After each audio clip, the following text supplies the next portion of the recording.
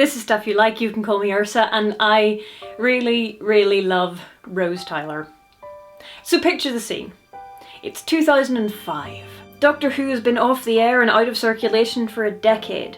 A daring plan has been hatched to bring him back. Christopher Eccleston has been cast as the eponymous Doctor. And Billie Piper will be his companion. Wait, what? Billie Piper? Poster child of the late 90s obsession with teenage girls who can mostly hold a tune. Britney Spears, I'm looking at you. Because we want to? Billie Piper? That? Billie Piper? Oh, the hue and cry that came from that announcement. Regardless, the first episode went up and I watched it, and that was me.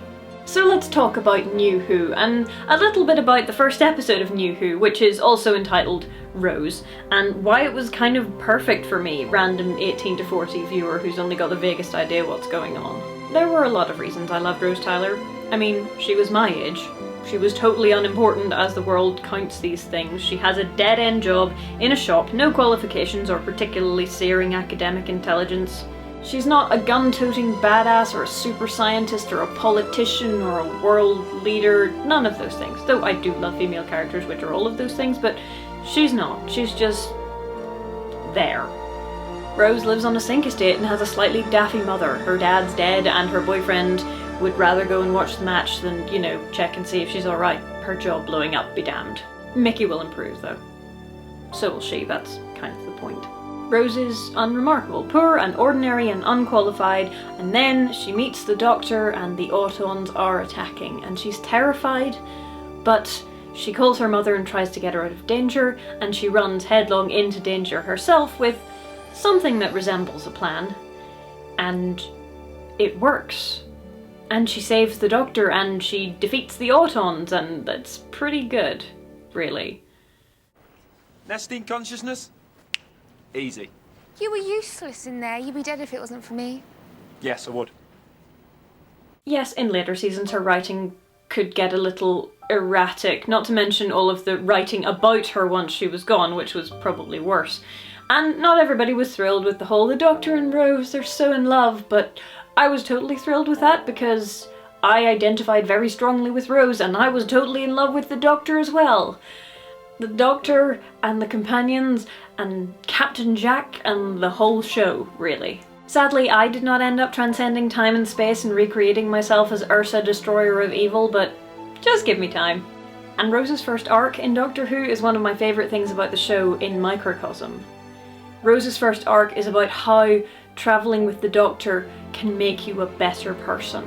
Some spaceships and things, that don't matter. The Doctor showed me a better way of living your life. You know he showed you too. That you don't just give up. You don't just let things happen.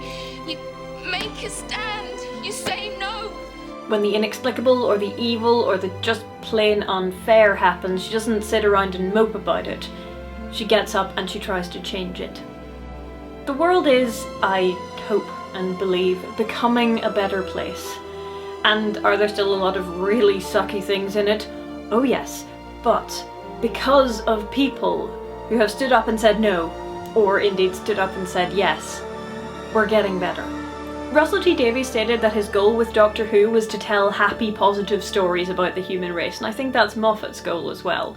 And part of that is encouraging people to be better. Telling them that yes, the world sucks and here be dragons, but also that we can improve it. In small ways or big. Rose isn't smart like Martha, she isn't an impossible anomaly like Clara, she's not completely unflappable like Amy, she's not particularly gifted, but she changes the world regardless. She saves the world regardless, multiple times. And that's a very uplifting message. I mean, maybe you and I, random viewers of Doctor Who, maybe we'll never be doctors or the Doctor, maybe we'll never save the world, but we can make it a better place because small actions matter as well as big ones. And seemingly unimportant actions can change the world. Although the ability to absorb all of time and space into your brain is also a bonus.